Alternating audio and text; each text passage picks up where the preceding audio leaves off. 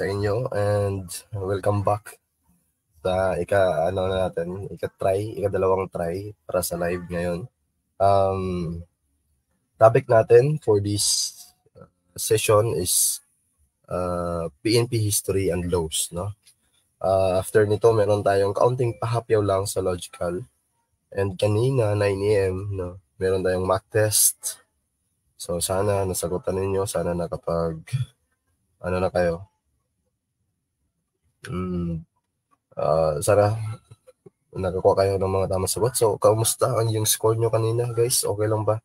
Okay lang ba yung mock test natin? First mock test.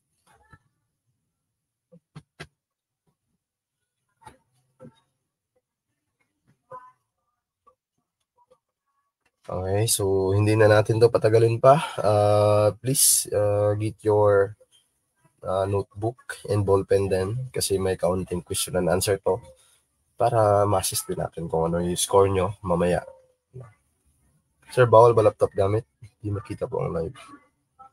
Okay lang naman nata, sir. Sir, sino ba yan?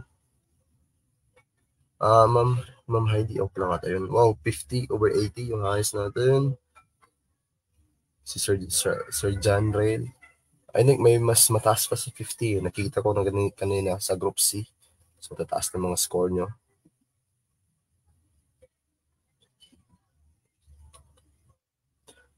So, hindi ako gumamit muna ng slides. Ito muna yung gagamitin natin, itong tablet.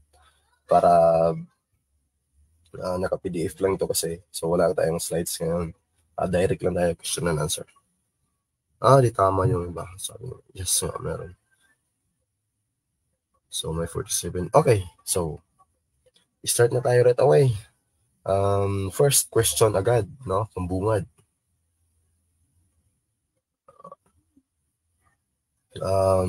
First question, sana nababasa nyo?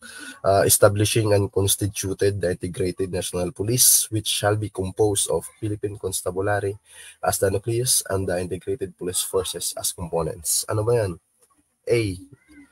AO 1040, B. RA 8551, C. RA 6975, D. PD 765, or A. Organic Act 175. So when you're answering pala, guys, please write the number, example number 1 and your correct answer, no? Para mababasa natin real time kung ano ba talaga yung sagot ninyo. Okay. Anyway,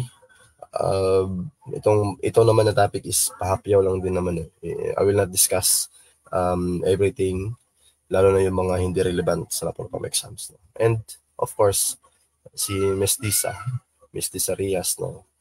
She will be discussing also this one, yung PNP history and laws, saka yung Philippine criminal justice system. So this is sort of introduction for you, lalo na yung iba na wala pang background or alam sa Napolcom exam. Okay? So most of you answer letter D and some answer A. No, answer Organic Act 175. Okay. The correct answer po for this one is PD 765. Ito. PD 765 ang correct answer natin. Ano ba yung AO 1040? Yung AO 1040 po, yun yung transferred the Napolcom to the office of the president. Yan, discuss natin mamaya. Ang RA 8551, alam natin, ito yung PNP Reform and Reorganization Act. No? Reorganization. Ang 6975, syempre, DILG Act yan. And ang Organic 175 naman, ito yung created the INP, no, Insular Integrated National Police. Yan yung Organic Act 175. Okay, so let's discuss this one, AO 1040. Okay, first, National Police Commission. No, it is an agency attached to Department of Interior and Local Government, DILG, responsible for the administration and control of the PNP. It has the authority. So, take note natin na it has the, yes, my file ba yan? Okay, I'll upload this one. It has the authority to administer police entrance examination, to investigate police anomalies and irregularities, and to summarily dismiss erring police officers. So, ito yung mga batas na related para sa NAPOLCOM. Okay? First, yung EO 1040 kanina, ito yung transferring NAPOLCOM to the Office of the President. Okay, ano ba? Balikan natin counting history ng NAPOLCOM. So, first, we have this RA 4864. Ano ba yan, sir? Dati, hindi pa NAPOLCOM yung ngalan niya. Dati kasi, POLCOM pa lang to. POLCOM. Yun. But later, changes siya ng NAPOLCOM. No? Pero unang ngalan niya is Police Commission, hindi National Police Commission. So, POLCOM siya that time. And that time also, NAPOLCOM was under the Office of President. Okay? I mean, hindi siya under Office of President.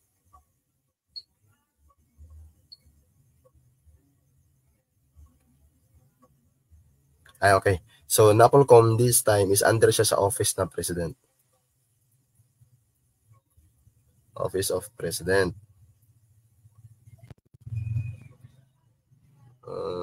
Ayusin mo natin yung sequence niya. Ito yung nauna. Okay? RA 4864. So, under siya dati ng Office of President. But, dumating yung PD 765. Sundan nyo na lang. PD 765. Nilipat yung NAPOLCOM sa transferred to Ministry of Defense. No? Doon nilipat ang NAPOLCOM. So, from 4864, galing siya ng Office of the President. Then, nalipat siya sa Ministry of Defense. And then, there comes AO 1040. Anong ginawa? Transfer ulit yung NAPOLCOM sa binalik, no, doon sa Office of the President. Yon, kaya siya napunta ulit sa Office ng President. Ministry of National Defense, yes.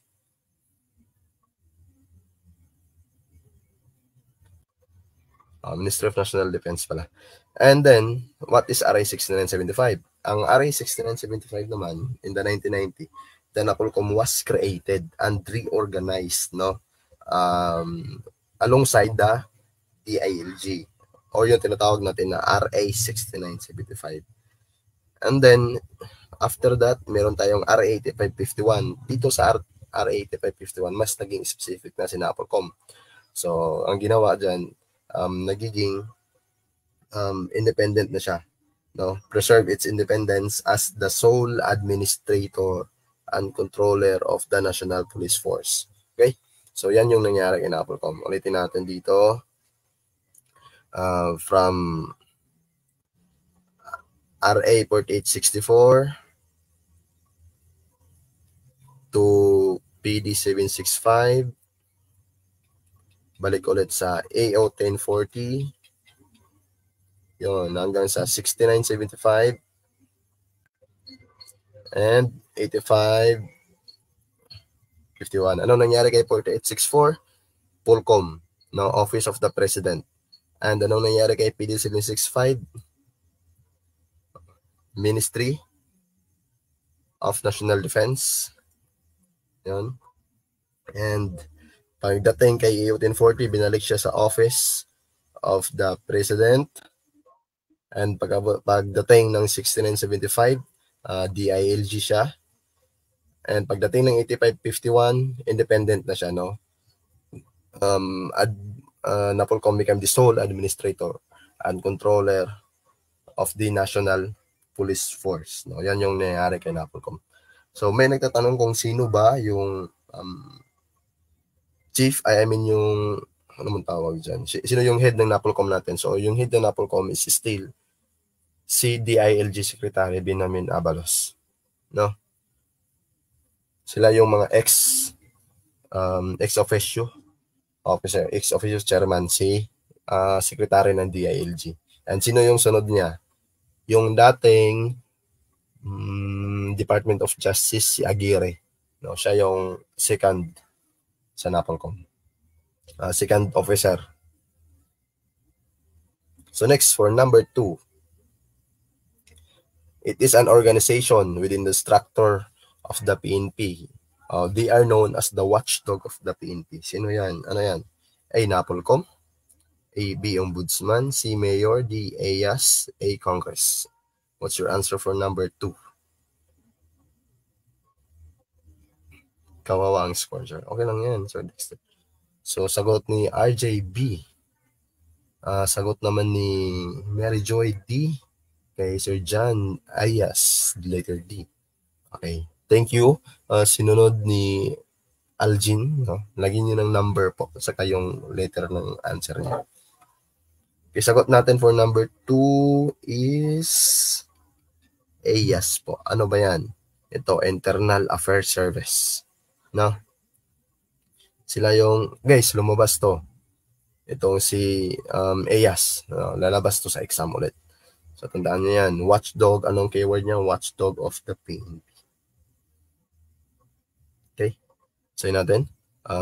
AYAS, which investigates infractions allegedly committed by the members of the PNP.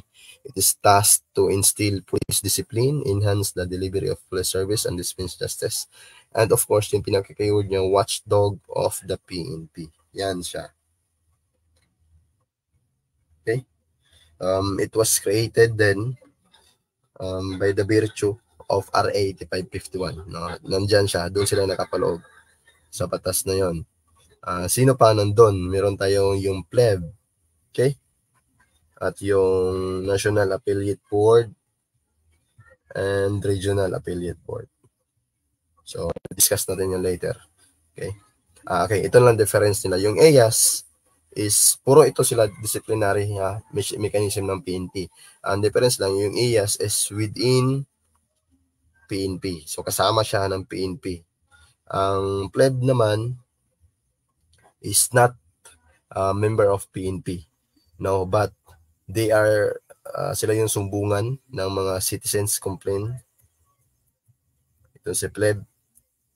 Diyan sila, kung ikaw civilian, may reklamo ka sa isang police officials, so dun ka tumatagpo sa pleb. Okay? Ang IAS, puro PNP lang. Sila yung watchdog, sila yung tumitingin kay police officer if ever ano na yung ginagawa niya. Pero si pleb naman, kung ikaw ay civilian, pwede ka doon magsumbong. Next question.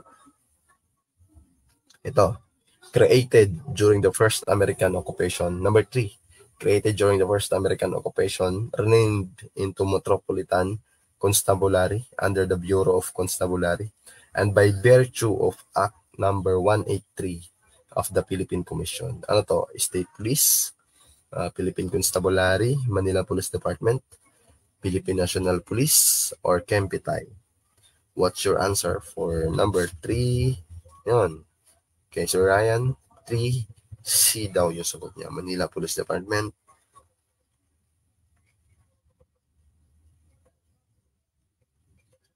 Okay. May sumagot ng letter B. Sagot natin for this one is Manila Police Department po. For number 3. Okay, Manila Police Department. Yan.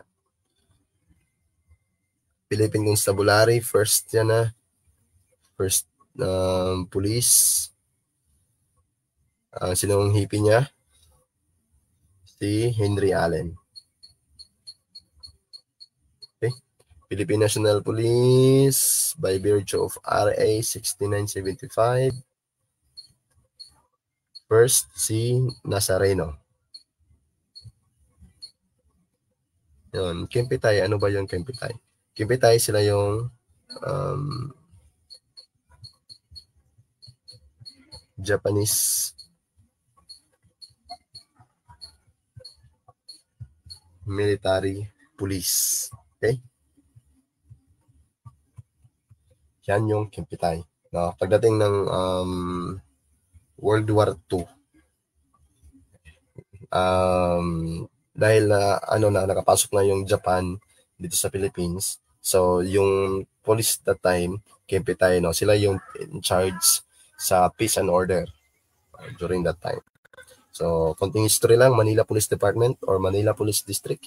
The MPD was created first as the Metropolitan Police Force of the Manila by virtue of Act number 70 of the TAF Commission. TAF is yung Second Philippine Commission natin.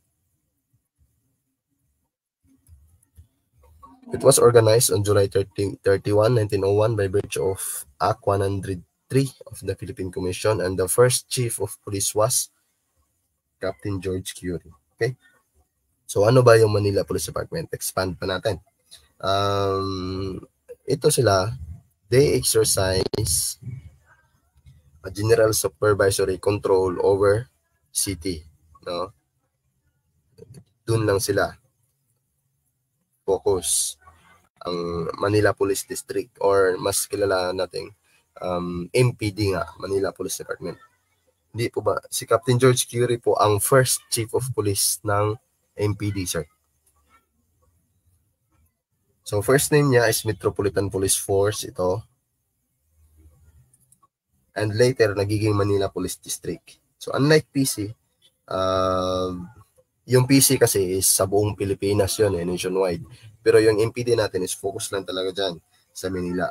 And on 1936 ba yun, si Antonio Torres was the first Filipino chief being appointed. No, after ni George Curie, ilang taon yun nakalipas? 5 years, no? Kasi 1936. And hindi, sobra pa sa 5 years yun. Kasi 1901 Pagka 1936, first Filipino na naging hippie ng MPD is si Antonio Torres, no? First. Guys, please take note of this name. Wala naman talagang, hindi naman ganun karami yung pangalan sa Napolcom . So, kaunti lang. First Filipino chief ng MPD. Yan, si Antonio Torres. And 5 years later, nagkaroon tayo ng World War II. Okay? Ano nangyari sa World War II? So, dahil doon dumating yung Japan sa Pilipinas, yung Kempitay na ang namuno. And they force Antonio Torres na bumitaw doon sa kanyang pwesto bilang sa MPD. No, they force him, they ordered Torres to submit their authority. And pagkatapos noon, pagbalik ng pag-declare, dahil nabawi na ng American yung Philippines from Japan, so nawala na yung World War II. Here comes si Habalera. Ano ba pangalan ng Habalera? Si Lamberto Habalera. Sino siya, sir? Siya yung first chief rin tandaan natin. Dalawa yung first Filipino chief ng MPD. When we are granted, listen natin to. Siya yung naging first chief ng MPD sa pagbalik nito, no? And parang remarks natin dyan is independent, Philippine independence. Philippine independence. Ayun na bahala. Si Lamberto Habalera. Tandaan natin, Antonio Torres, first Filipino chief ng MPD, nagka-World War II, yung Kempitay namuno sa bansa natin. After nun, nawala yung World War II, nabigyan tayo ng Philippine independence, inappoint si Lamberto Habalera bilang first chief ulit ng MPD. Okay? Captain George Curie, first chief of police ng Manila Police District. Tandaan niyo yan Captain George Curie, Antonio Torres, and Lamberto Habalera. Okay, next. Kempitay. Ito pala yung Kempitay na sinasabi natin. So, Kempitay, it was the military police of Imperial Japanese Army from 1881 to 1945. The organization also shared civilian secret police, espionage, and counterintelligence rules with Japan and its occupied territories, and was notorious for its brutality and role in suppressing this. They also, during that time, 1881 to 1945, they were, during their time in the Philippines, Kimpitay were in charge to restore and maintain peace and order. Kasi nga Japan yung namuno doon sa Philippines at the time. So, but very short period lang naman. So, I hope you learned something with that. Yung mga pangalan, dapat i-take note nyo. Next natin, number 4. He is appointed as the first chief of Manila Police Department. Sino yan? Yung MPD kanina, sino yan? A. Brigadier General Henry Allen, Captain George Curie, Colonel Antonio C. Torres, D. Colonel Lamberto Cabalera, A. Captain Columbus Piat. Okay, 4B, sabi ni Sir Ryan, Captain George Curie, which is correct. Okay.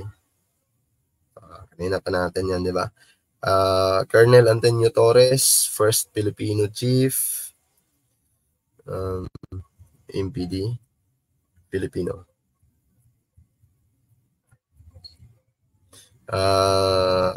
Si Colonel Habalera, first Tren, but Philippine Independence na, PI na lang ilagay nyo dyan. Sino ba naman si Columbus Piat?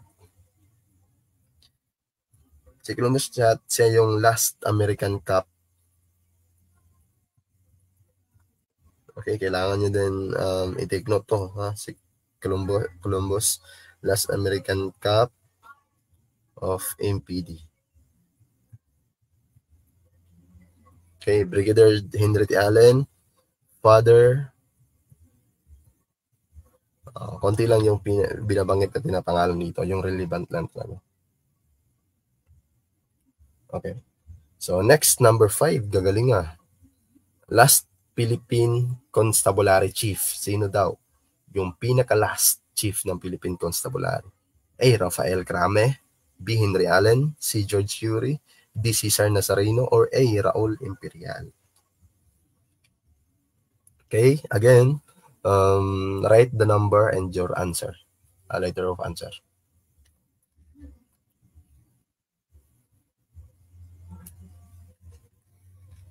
So after nito si Ma'am Ma'am Queen sa mapping natin. So konti lang naman 'yun. Sir, malabo po. Hindi naman, I think sa signal ata nyo yan, sir. 5D yung sagot nila. Okay, may sumamot ng D. May 5 naman, Humberto Rodriguez. May A naman. May Apple naman, Rafael Crame. Okay, sino ba talaga? Okay, sign natin. Rafael Crame. First Filipino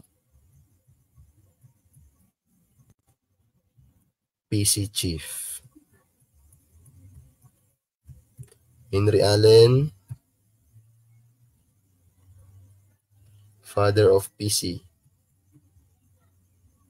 Balik-balikin na natin para may memorize na talaga. George Curie. First Chief. MPD. Ito si Henry Allen. First Chief rin to.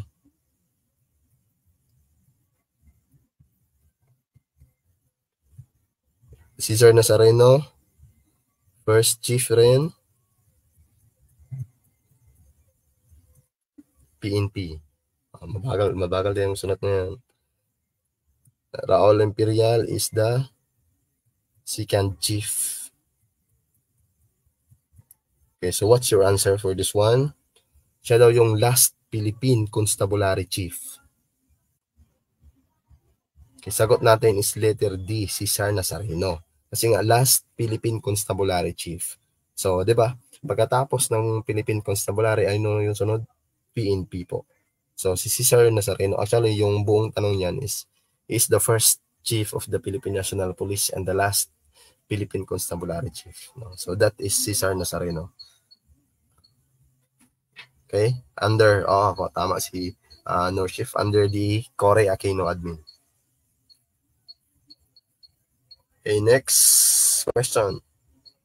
He is a president of the Philippines who became Chief of the Philippine Constabulary. Sino ba yan? Emilio Aguinaldo, Fidel Ramos, Manuel Quezon, Ferdinand Marcos Sr., or Panfilo Lacson. Okay? Intindihan yung question, President of the Philippines. So, remove natin yung mga hindi necessary. Remove na natin yan, Panfilo Lacson. So, we left with 4. D, sagot nila D. 6B. Or, okay, B pala. Sir, bakit malabo po? Adjust na po yung seating, no? Mayroong yan sa seating dyan sa FB Live. Yung, sino yung nag-comment kanina? Adjust nyo sa 720p. Sa inyo lang kasi yan. Okay. Majority naman yung sagot nyo. Fidel Ramos. Yung sagot natin dyan, no? Or mas kilala natin bilang Philippines 2000. Basta Fidel Ramos, guys, keyword dyan, baka lalabas sa Philippines 2000 yan. Matik Fidel Ramos. Later, discuss pa natin yan sa Fidel Ramos. 7. They were the disciplinary machinery of the Philippine National Police. Okay, na-discuss. Okay, nabanggit natin kanina, di ba, yung mga disciplinary machinery of the Philippine National Police. Ngayon, AS, PLEB, National Affiliate Board, and RAB, Sandigan Bayan, Office of the President. Yes, it is the Internal Service Affair. Ano natin yung sulat? Watchdog.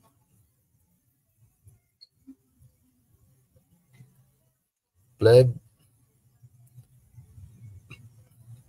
Citizens Complaint.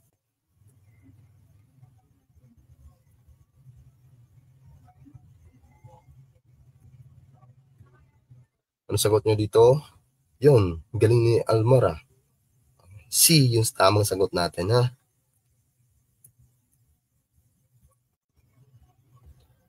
NAB and RAB, no? Sila yung disciplinary machinery.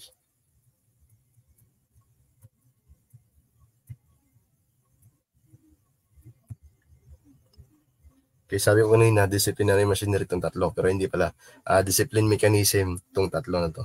No? DM rin, discipline mechanism po. So, C lang yung sagot natin. Letter C po, NAB and RAB, National Affiliate Board and Regional Affiliate Board. Okay? Tandaan natin na basta AYAS, within PNP yan, no? Within PNP. Pag PLEB naman, hindi yan, outside PNP yan. Okay? So, correct answer for number 7. Ano yan, 7 natin. Yes, letter C. Yes po, Ma'am Pauline. Okay, upload ko po yung slides nito, pati yung kapon, upload ko yun. So, according dyan sa isa nilang pinalabas na order, appellate authorities refers to the regional appellate board from decisions ordering the demotion or dismissal of the respondent rendered by the police regional directors or equivalent superiors. The National Appellate Board from decisions rendered by the Chief PNP ordering the demotion or dismissal of the respondent. The Secretary of the Department of the Interior and Local Governments from decisions rendered by the NAV and RAB and the Civil Service Commission. In summary, dismissal proceedings instituted before the National Police Commission.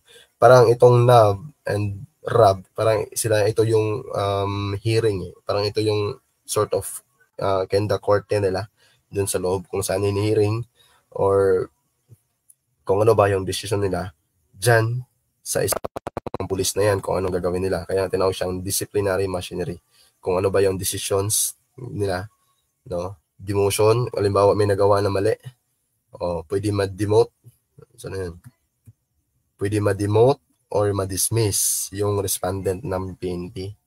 Okay? Halimbawa si AYAS, based on ano lang to, so AYAS, no, sinumbong niya si PO1, patrolman pala.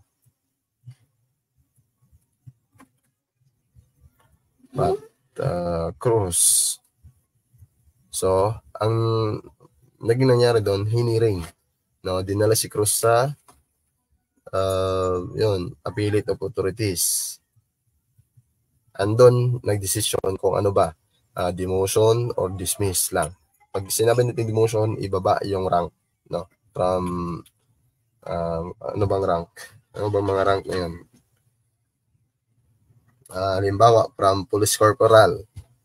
So, binababa siya sa patrolman. Okay? Yan yung parang concept ng NAB. Okay? Sentinel sa Dorsher, sabi ni John Victor. Okay, next, number 8. So, until 15 items lang tayo ngayon. Kasi meron pang mapping. So, the first national police of the Philippines is yun, First National Police daw of the Philippines. Ano ba yun? Philippine Constabulary Integrated National Police, Manila Police Department, State Police, Philippine Constabulary, or Insular Police Force. Ano yung sagot natin? Okay, again, number and later po. Ayun, Emery, thank you. 8D daw. Kay Kenneth naman, A. And kay Jessica A rin. Philippine Constabulary Integrated PCINP yung sagot niya. Kay Sarah Lee A rin. Okay. Correct answer natin for this one is Philippine Constabulary po. Sila yung kauna-unahan na national police. Actually, itong si Insular Police Force kasi ay Integrated National Police Force. Hindi kasi yun na parang hindi yun natuloy. So, hindi yun ginamit. So, ang pinaka-first national police natin is Philippine Constabulary. So, balikan natin yung counting history lang. In the second Philippine Commission, ito na ng black committee natin. Second PH Commission, under William Taft, no? Siya yung commissioner that time. So, they pass Organic Act 175. And that Organic Act 175, that is not actually Philippine Constabulary, no? Insular Constabulary yan. Pero mas nakilala siya that time bilang PC or Philippine Constabulary, and they appointed Henry Allen as the very first chief ng PC. Okay? And when the broke out of World War I, na-appoint naman si Rafael Crame bilang first Filipino chief ng PC. Bakit? Kasi sila Henry Allen at yung ibang mga Amerikano is sumama sila sa US Expeditionary Forces, parang sa France ata yun. So walang choice kundi inaiwan yung mga Pinoy na mamuno sa PC. So that is the opportunity na hinihintay ni Rafael Crame. So he was appointed as the first Filipino chief ng PC natin. And later in 1935, this was Commonwealth time. No, alam naman natin kung sino yun sa President ng Commonwealth, si Manuel Quezon. Nagkaroon tayo, nag-create yung Philippine Army. O, PA yan. Army. Or Army na lang directly. Yun. Nangyari yan, nag-create yan sa Commonwealth. And again, after ng Commonwealth, nag-broke out ulit yung World War II. Ano ba nangyari sa World War II? Diba? Yung mga simultaneous bombing ng Japan. It is the entered of Japan in Philippines. So, dito, yung Kim Pitay, yung namuno bilang police force this time, sila yung in charge ng mga maintaining peace and order sa Philippines. And Mas during Kempitay, marami yung mga guerrilla. Isundan nyo na lang. Ano ba yung guerrilla? Sila yung mga resistance na lumalaban sa Kempitay. Kasi nawala na yung kontak eh. Yung mga Amerikano is lumabas na sila sa Pilipinas dahil nga sa Japan. So naging weak yung defense system ng Philippines kasi wala ang tulong ng mga Amerikano. So talagang nakapunan yung Japan sa Pilipinas. Pero merong mga guerrillas na lumabas. Sila yung mga resistance na kumukontra sa Kempitay. So ginawa nila, nagkaroon sila ng contact kay General MacArthur. Yun. Kung kaya nakabalik ulit yung sila MacArthur dito sa Pilipinas dahil yun sa tulong ng mga guerrillas. Okay? And way forward kay Sir Osmeña.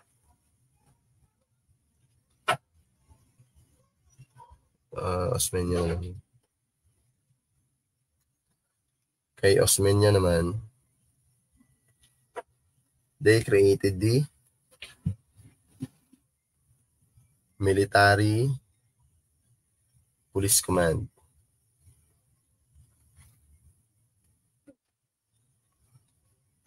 Ano ba yun? Bakit kinreate nila yung Military Police Command? To restore what? The bad image of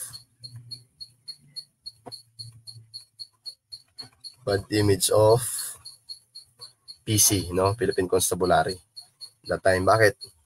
Kasi yung mga PC, yung inatasan ng mga Japan, kasi Japanese yung handle sa kanila. Inatasan niya yung mga GP, yung mga PC na habulin yung mga guerrillas, no? Parang hinahanting nila yung mga guerrillas. So yung tao, talagang medyo medyo, kasi yung iba kasi sa PC is parang inabuso yung kanilang serbisyo, no?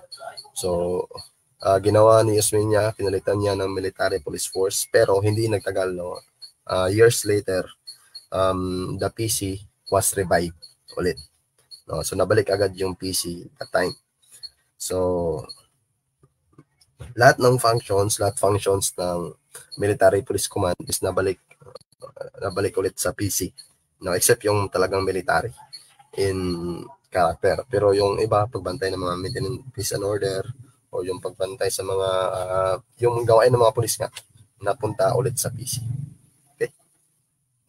And, balikan natin, fast forward pa tayo sa martial law. Erase na lang natin to kasi masyado wala nang space eh. Tagalit na. Erase muna natin.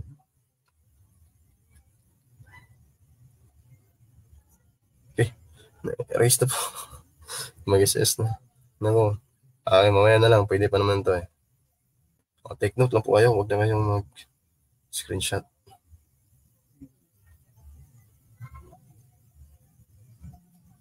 Ano ba yan?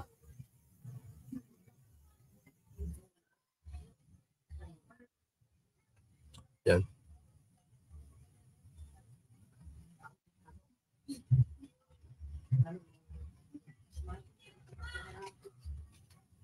Okay, during the martial law.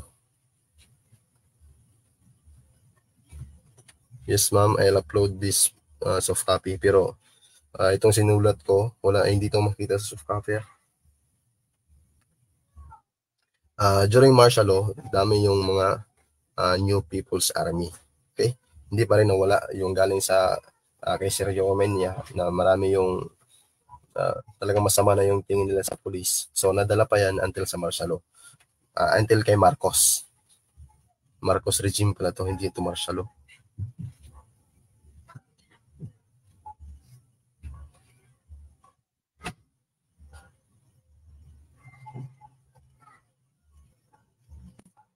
Okay? So, since history naman, balikan na natin ng konti ito. So, yung ginawa yung mga NPA. So, they defy the government troop. And the constabulary become helpless. with the country began to rock with rallies during the Marcos regime. Bisa history natin. Napakadami daw yung mga rallies, nandyan mga demonstrations because of the modernizing process of Marcos. No? Alam nyo naman yun, di ba, yung mga nangyari. Bakit daw siya nag-declare ng martial law? Because sa dami rin kasi na mga kumukontra talaga sa gobyerno at parang hindi na makontrol ng government natin yung init na ginagawa ng mga kapwa Pilipino. So Marcos, without no choice, according sa kanila din, so he proclaimed yung proclamation 1081. Ano ba yon? Martial law. Okay, para daw makontrol nila yung mga tao. Okay, proclamation 81, it happened on September 21, 1972. Okay, yan yung martial law. And in a month after, pag-declare ng martial law,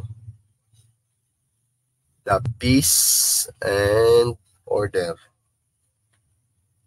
were restored daw. Okay? So, maraming ang tanong paano daw kung hindi nag-declare si Marcos ng martial law that time? So, siguro, naubiran na ng New People's Army daw yung government history, yung government natin. Bakit? Kasi nga hindi daw talaga nila kaya.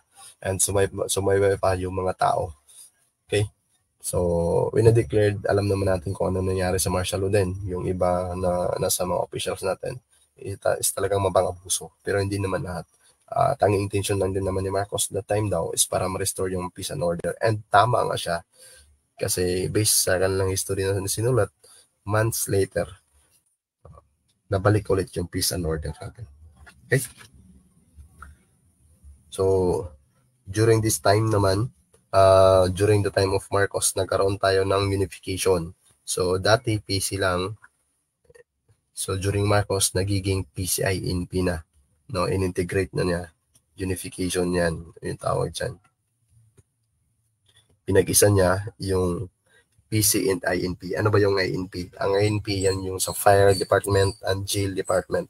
So, nagiging PCI-INP na sila. Okay? Syempre, pinaka-main function pa lang nila is syempre the security of people. So from PC, nagiging INP.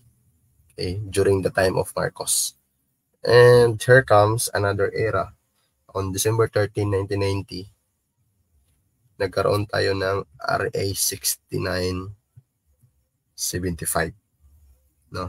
Ano nag-create niya? Yung PNP. And President Aquino appointed Nazareno as the first Philippine National Police Chief. Kaya yan yung nangyari sa PNP natin.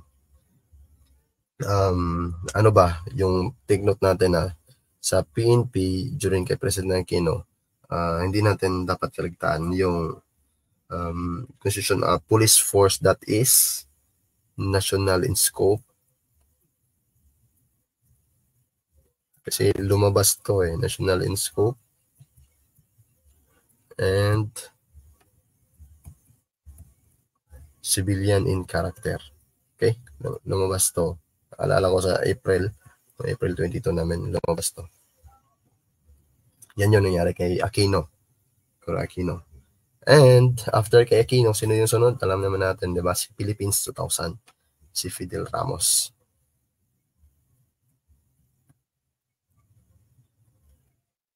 Si Fidel Ramos is naging PC chief rin, isa.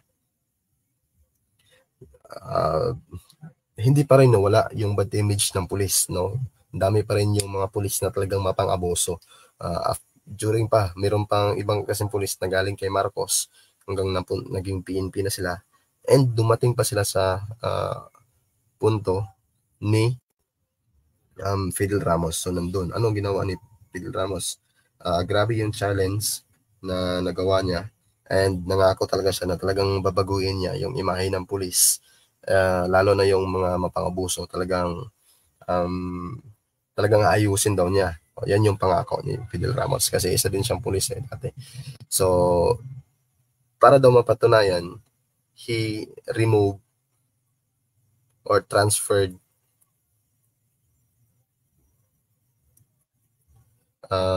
Nazareno, no? Para talaga mapatunayan na totoo talaga yung sinabi niya. And replace si Sir Nazareno with sino yung sunod kay Nazareno? Si Raul Imperial. Yun. So, pinalitan niya. So, yung pangako ni Fidel Ramos na ayusin niya yung PNP, inumpisahan niya sa pag-replace ng PNP chief. So, si Raul Imperial, yung nagiging second PNP chief, no? So during time they face difficult task and improving the image of the PNP. Maraming seminar, mga forums na ginawa nila, and they come up to the creation of the PNP vision, no? So years after, kunti lang, Raul Imperial din retired sa kanyang posisyon. Okay? And after kay Raul Imperial, si Humberto Rodriguez.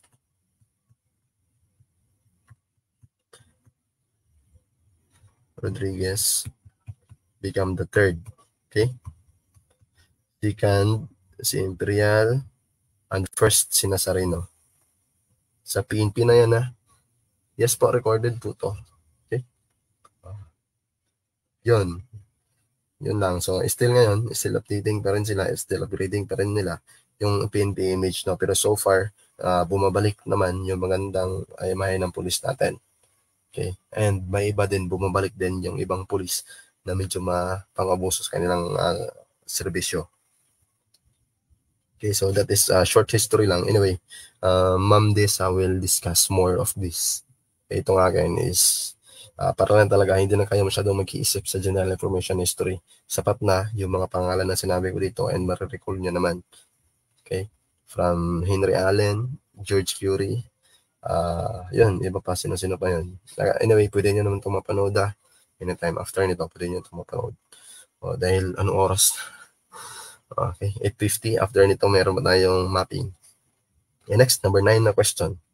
So, for the purpose of clarity of command and responsibility and for the effective and efficient administration, supervision and control, it was introduced. Ano daw? For the purpose of clarity command. Ano yan yung sagot natin? Okay, so for number 9, what is your answer?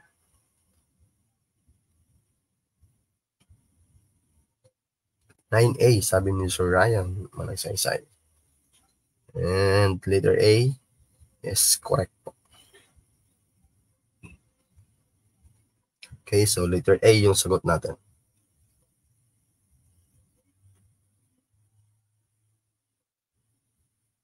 Okay, so tama si Sir.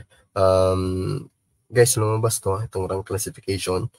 Itong si rank classification, ito yung RA 11200. Okay, save nyo yan. Okay, ito yung PNP mandate natin. Screenshot na lang.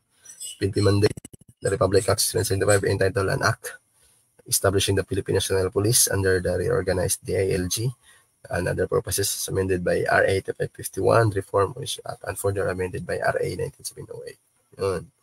Yung mga batas na mandatos ng Philippine National Police. Philosophy, service, honor, and justice. Core values, maka-Diyos, maka-tao, mga Diyos, mga-bayan, mga tao, and mga kalagasan. Their mission and vision. Okay, you can screenshot this one na lang or you can save this one. Okay, para mabasa ninyo. Hindi natin mabasahin yan. Next question, number 10. So, an act providing for the rank classification in the PNP. Ano ba yan? RA 6975, RA 8551, C, RA 10541, RA 11313, and RA 11200. Yun, banat. Okay. Ano yung sagot nyo for number 10? Number 10A. Yun. Napakagaling ni Sir Ryan, no? Sir Ryan, mga guys, ay, shout out sa'yo, sir. Talagang mapapasa mo na yung Gene Info. Okay, tamang sagot natin is RA 11200. Ano ba si 1113? Siya yung Safe Spaces Act, yung bawal bastos law. Ito yun. 10541, ito ata yung train law. 8551, Reform and Reorganization Act. Okay? Kaya mahala niyan. So, RA 11200 is an act providing for the rank classification in the PNP. Ito yun. Republic Act 11200, an act providing for the rank classification in the Philippine National Police. What is the meaning of rank classification? What is defined? Rank classification for purpose of clarity of command and responsibility and for the effective and efficient administration, supervision, control, the rank classification of uniformed personnel shall be as follows. No? Ito yung sa old. And ito naman yung bago. No? Patrolman, Vice Corporal, Staff Sergeant, Master Sergeant, Senior Master Sergeant, PCMS, PMS, Lieutenant, Captain Major, Lieutenant Colonel, General, yun. Okay. Si Police General, 4-star. O, kanina sa ano natin, 2-star yung nalagay. So, edit na lang natin dito. I-screenshot na lang. General natin is 4-star. 3-star naman si Lieutenant General. 2-star. And 1-star si Brigadier General. Okay. Ano ba to? Ito na lang. Okay, blurry po. O, pwede nyo lang itong i-replace na kasi okay naman eh. Okay naman natin sa iba. Parang sa signal nyo lang yan. So, 4, 3, 2, and 1 stars.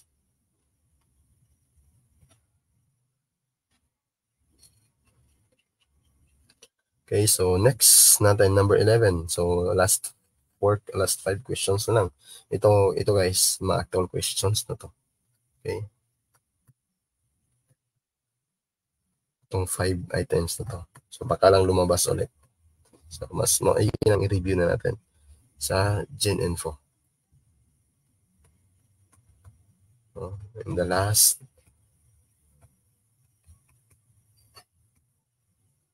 exams. Okay.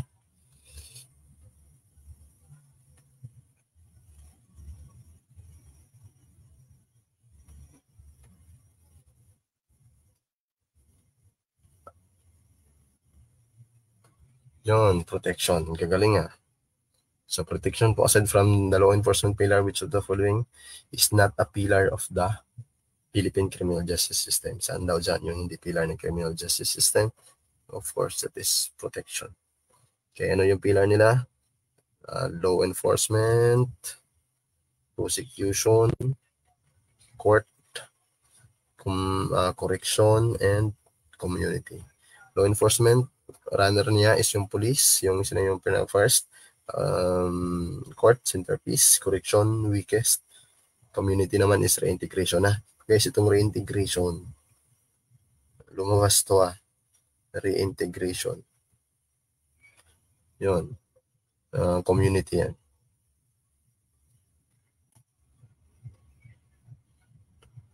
Okay, number 12. Yun. The first Philippine Constabulary Chief appointed on December 1917 was the first Philippine Constabulary Chief. Sino yun? Cesar Nazareno, Benjamin Acorda, Rafael Crame, Raul Imperial, Humberto Rodriguez. Ano yung sagot niyo dyan?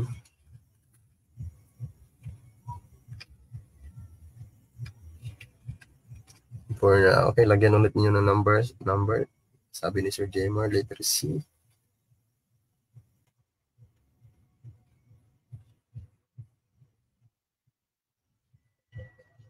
Okay, tama po. Weakest sa PSG is yung correction po. Bakit weakest? Kasi daw, nababalik yung kapag yung isang convict nabalik sa community, ginagawa pa rin nila yung kanilang kasalanan. So, they say hindi daw yun na-rehab. Kung kaya, tinaguri ang weakest pillar yung correction.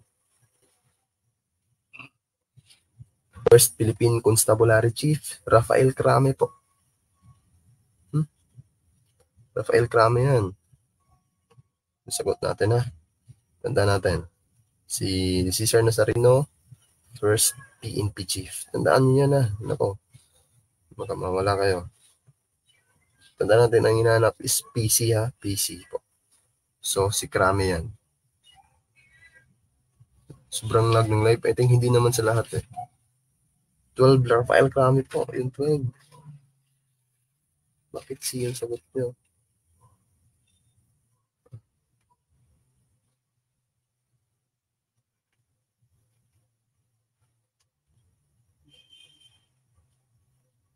Rafael Crame.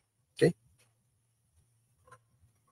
Next, under the new rank classification of the PNP, what is the equivalent rank of Police Officer 1? Ano daw yung equivalent ng P1? Number 13, what's your answer?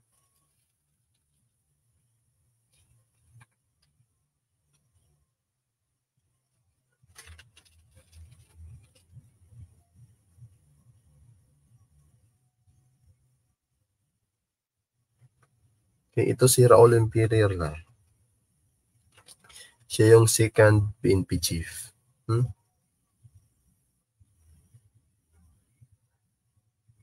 Second PNP chief yan.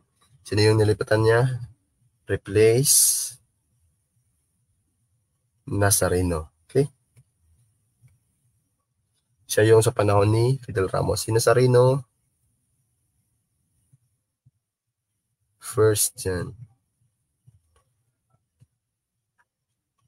First PNP chief, no?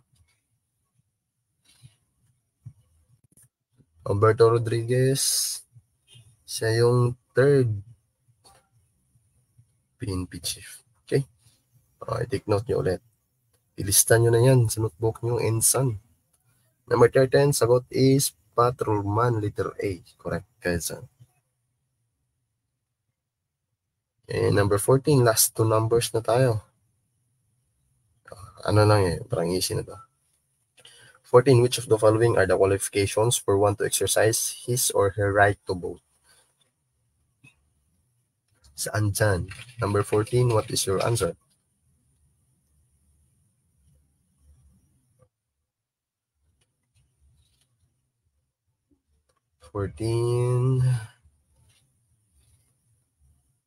Okay, sagot ni RJ. Sagot ni Reynalyn, 14B. Aha. Okay, tanda natin. Which of the following are the qualifications for one to exercise his or her right to vote? At least 18 years of age. Correct. Tama yan. Must know how to read and write. Tama ba? Hindi po, wala nang sinasabi ganyan eh. Okay? Have resided in the Philippines for at least 1 year.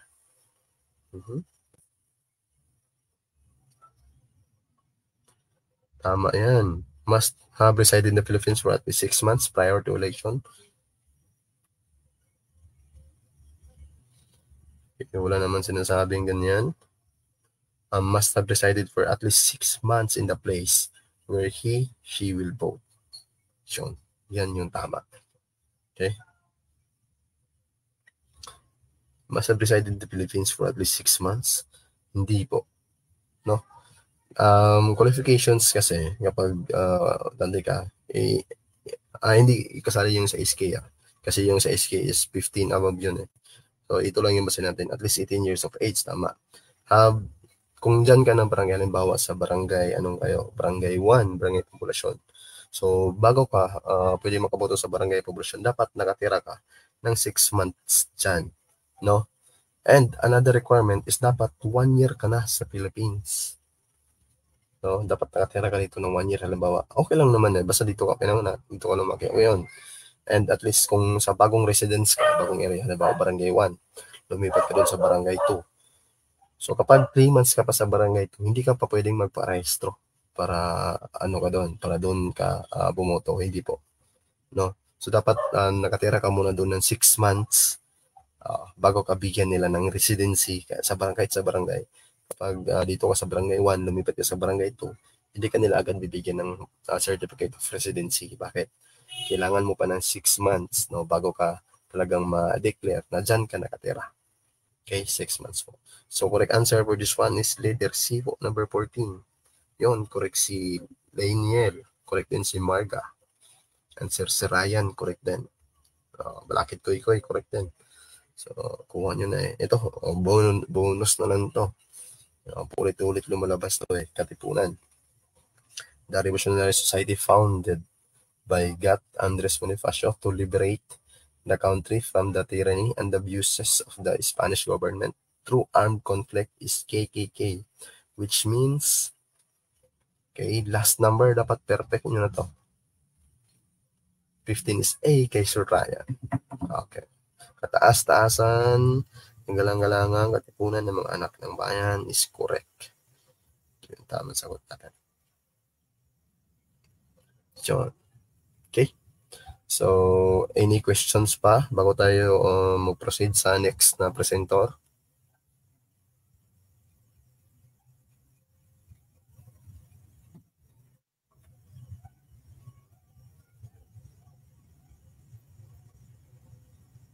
Okay. Magla-live lang tayo ulit kasi hindi pa naman naka-online si Ma'am Queen eh. So, nag-aantay lang din siya siguro. Okay, wala na. So, thank you. And hope you learned something tonight.